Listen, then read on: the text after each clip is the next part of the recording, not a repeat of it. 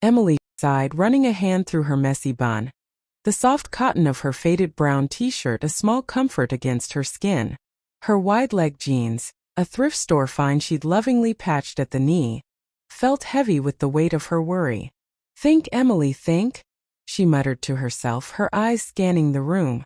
An idea, sharp and desperate, sparked in her mind. "It's just clutter," she'd argued once, to which her mother had simply replied, "It's our history, sweetheart." But history didn't pay the electric bill. Emily grabbed her phone and a small flashlight and crept up the creaky stairs to the attic. The air was thick with the scent of aged wood and dust. In the beam of her flashlight, treasures emerged from the shadows. A heavy black Underwood typewriter, its keys yellowed with age, a pair of ornate brass and stained glass lamps, and on a high shelf wrapped in yellowed tissue paper, her great-grandmother's porcelain teacup set, its delicate floral pattern still vibrant. Vintage porcelain teacup and saucer set. $75 OBO. She uploaded the photo, her heart pounding with a mix of guilt and hope. Finally, the lamps. Gorgeous pair of vintage brass and stained glass table lamps. She hit post on all 3 listings and leaned back in her chair. Emily didn't know the full story behind the items she just listed for sale. Her mother, Linda, was a woman. To her mother, Linda, the teacup set wasn't just porcelain. It was the story of her own grandmother, Eleanor, who had received it as a wedding gift in 1932. Selling these items wasn't just a financial transaction to Linda. It felt like a desecration, a dismissal of the love and history that had built their family. Emily had left her laptop open on the kitchen table while she went to take a quick shower. Linda, coming in to get a glass of water, glanced at the screen.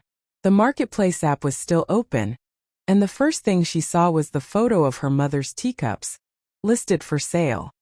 Her breath caught in her throat. A cold dread, sharp and immediate, flooded her system. She clicked on the listing, her heart hammering against her ribs. Then she saw the typewriter and the lamps. Her hands began to tremble. How could she be so thoughtless? When Emily came downstairs, her hair damp and wrapped in a towel, she found her mother standing in the kitchen, her back rigid, her face pale. The laptop was closed, but the tension in the air was thick enough to choke on. "Emily," Linda said, her voice dangerously calm, "what is this about selling my things?"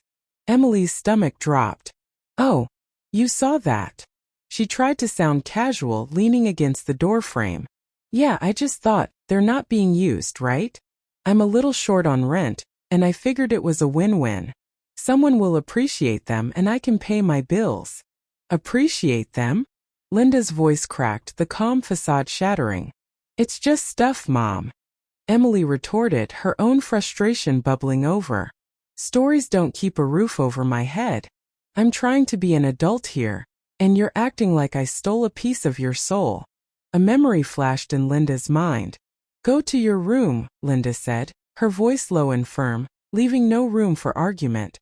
"Now," Emily scoffed, but something in her mother's green eyes, the same color as her dress, but now blazing with an intensity she hadn't seen since she was a child, made her hesitate. She turned and walked slowly down the hall. Linda followed. She didn't say a word as she entered Emily's room. She simply pointed to the edge of the bed. The message was clear. Emily's eyes widened in disbelief. "You're not serious." "I am absolutely serious," Linda said, her voice steady.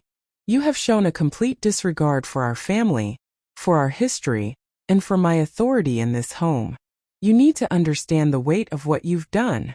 What followed was not a brutal beating, but a firm traditional paddling, a series of sharp, stinging swats that were more about the shock of the act than the physical pain. It was a symbolic gesture, a physical manifestation of the boundary Emily had so carelessly trampled. Emily, stunned into silence, felt a wave of humiliation and a strange old-fashioned sense of justice. It was a feeling from her childhood, a feeling of having truly deeply disappointed her mother. The tears that welled in her eyes weren't just from the sting, but from the sudden jarring realization that she had hurt her mother in a way she hadn't even considered. Emily spent the next hour in her room, a mix of anger, shame and confusion swirling inside her. She felt her backside was on fire, but the emotional sting was far worse.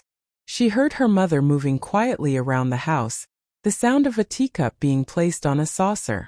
Curious and still upset, she crept to her doorway and peered down the hall. In that moment, the last of Emily's defensiveness crumbled. She finally saw it. She saw the teacup not as a decorative object, but as a vessel for a lifetime of love, of Sunday rituals, of a family's quiet endurance. She saw the typewriter not as a cool vintage piece, but as the tool her grandfather used to express a love so deep, he could only write it down. Her mother's discipline hadn't been about control. It had been a desperate, visceral attempt to make her see. Her heart ached with remorse. She went back to her laptop, her fingers flying over the keys. She canceled all 3 listings, her apology message to the few interested buyers brief but sincere. Then she walked slowly into the living room and sat on the floor at her mother's feet. "I'm so sorry, Mom," she whispered, her voice thick with tears. "I didn't understand. I really didn't." Linda looked down at her, her own eyes red-rimmed but softening. She reached out and brushed a strand of hair from Emily's face. "I know you didn't, sweetheart. But now you do." The next weekend was spent not in the attic, but in the living room. Together, mother and daughter carefully cleaned and polished the heirlooms. Emily, now wearing a soft sweater over her blue t-shirt, handled the teacups with a reverence she'd never shown before. Linda, in her green dress, showed her how to gently oil the typewriter's keys. Instead of hiding them away, they decided to give them a place of honor. The teacup set was displayed on a new glass shelf in the dining room, where the sunlight could catch its delicate pattern. The typewriter found a home on a small desk in the corner of the living room, a stack of fresh paper beside it. The lamps were placed on either side of the sofa, their warm stained glass glow casting a cozy, nostalgic light over the entire space. Emily had another idea. She set up her camera and took a beautiful, respectful photo of the typewriter, not for a sales listing but for a new blog she'd started. She titled the first post, "The Stories in Our Stuff. Why My Family's Clutter is My Greatest Treasure." In it, she told the story of her great-grandmother's teacups and her grandfather's love letters, weaving their history into a narrative that was both personal and universal. A few weeks later, Linda found Emily in the living room, her fingers tentatively pressing the keys of the old Underwood. Asterisk clack, clack, clack. Asterisk the sound was slow and deliberate, but it was a start. Linda smiled, a deep, quiet smile of contentment. Her daughter hadn't just learned a lesson about respect. She had begun to write her own chapter in their family's ongoing story. The past and the present, in their own imperfect, loving way, had finally found a place to coexist.